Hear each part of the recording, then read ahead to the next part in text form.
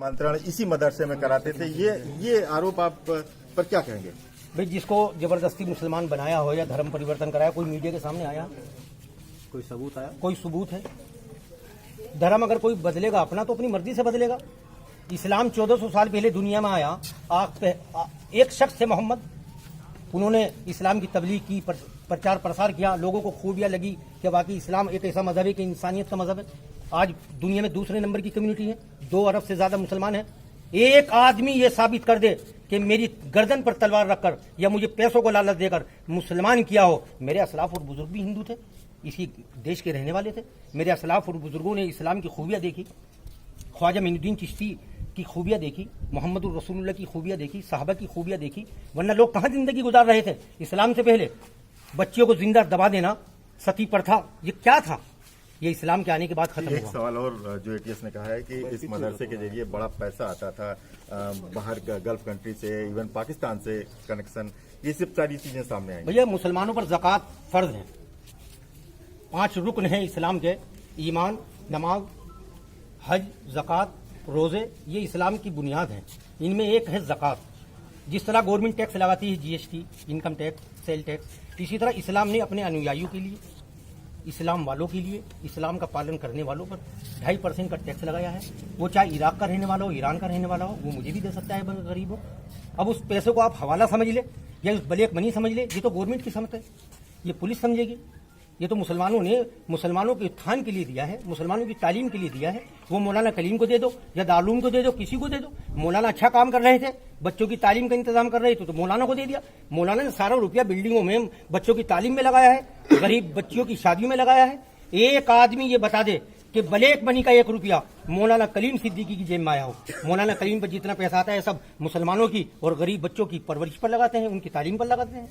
मौलाना साहब का जैसे पाकिस्तान से भी संबंध के बारे में बात कर रहे हैं लोग। भाई, पाकिस्तान हमारा छोटा भाई है, हमारे रिश्तेदार हैं। वहाँ पर पॉलिटिक्स वालों ने, राजनीतिक लोगों ने आपस में द्वेष के कारण ऐसा कर दिया, वरना यहीं से तो कटा हुआ है। वो हमारी रिश्तेदारियां हैं, फुलत वालों की रिश्तेदारियां हैं। क्या वो हमारे खून मिट जाएंगे, हमारी रिश्तेदारियां खत्म हो जाएगी? मौलाना कलीम सिद्दीकी साहब के या इस गांव के भी वहां संबंध होंगे, हमारी रिश्तेदारियां होगी। किसी के भाई चला गया सन 47 में, किसी का चाचा चला गया, परिवार में 4 आदमी थे, 2 वहां चले गए, 2 यहां रह गए।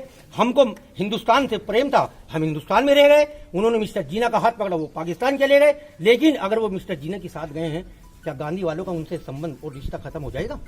ये बताइए आप। इसमें सवाल ये भी है कि मौलाना ने शिक्षा के क्षेत्र में, यहाँ लोग बोल रहे हैं कि मदरसे बहुत स्थापित किए हैं, पूरे देश में किए हैं, तो ये कहाँ पे इनके मदरसे इन्होंने बनाए हैं? मदरसा फुलत में है, 1-2 मदरसे और कहीं होंगे जो लोग बताते हैं, क्योंकि अच्छा काम कर रहे हैं। कहीं भी खोल सकते हैं आप। अगर कहें कि आप हमारे इलाके में तालीम का इंतजाम कर दीजिए, आप यहाँ चले जाएंगे। अक्सर मदरसा, ये सबसे बड़ा मदरसा फुलत में ही इनका, जहाँ हजारों की संख्या में बच्चे आते हैं और हर साल यहाँ पर एक इजलास भी होता है। लोग उस इजलास में आकर रुपया भी देते हैं मौलाना को कि आप बिल्डिंग बनाओ, बच्चों की तालीम पर खर्च करो और किताबें खरीदो, बच्चों को वजीफे दो। क्योंकि मदरसों में जो तालीम होती है वो बिन पैसे होती है, बिन फीस के होती है। जो बच्चे यहाँ पढ़ते हैं वो गरीब बच्चे होते हैं, जिनके ऊपर किसी का सवाल और है कि 30 साल से करीब ये मौलाना जो हैं वो इस तरह के काम कर रहे हैं, लोगों की शिक्षा, गरीबों की शिक्षा को लेकर। 30 साल में कोई इस तरह के आरोप क्या लगे, और आज लगे तो आखिर क्यों लगे? भैया, 70 साल से कांग्रेस हुकूमत कर रही थी, किसी मदरसे पे एक आरोप बता दो। इस सरकार में मदरसे इन्हें दिखाई दे रहे हैं आतंकवादियों के अड्डे। मैं ये कहता हूं कि मदारिस में एक दफे क्लास तो अटेंड करके देखो, किसी मौलवी की शरण में आकर तो देखो, अगर जिंदगी न बदल जाए। इस्लाम की तालीम ने उन देहरियों की, उन लुटेरों की जिंदगी बदल दी जो कातिल होना चाहते थे कि मोहम्मद को कत्ल कर दें। वही दुनिया के सबसे बड़े अमीर बने, जिनकी 22 लाख मुरब्बा मील पर हुक्मरानी नहीं, हजरत उमर, इस्लाम के दूसरे खलीफा। ये बेबुनियाद बात है जब से भाजपाई मदरसे इन्हें आतंकवादी सेंटर दिखाई देने लगे। ये बच्चे बेचारे जो है डंडा नहीं चला सकते, ये तो तालीम करते हैं। इनका रहना सहना देखो। एक आ गया कि उमर गौतम से भी संबंध था, जो इसके पहले गिरफ्तार हुआ था परिवर्तन के बाद। या कोई किसी से भी संबंध रख सकते हैं क्या? अच्छा आदमी होगा, अच्छे आदमी के अच्छे आदमी से संबंध होंगे। वो अच्छा काम कर रहा था उमर गौतम।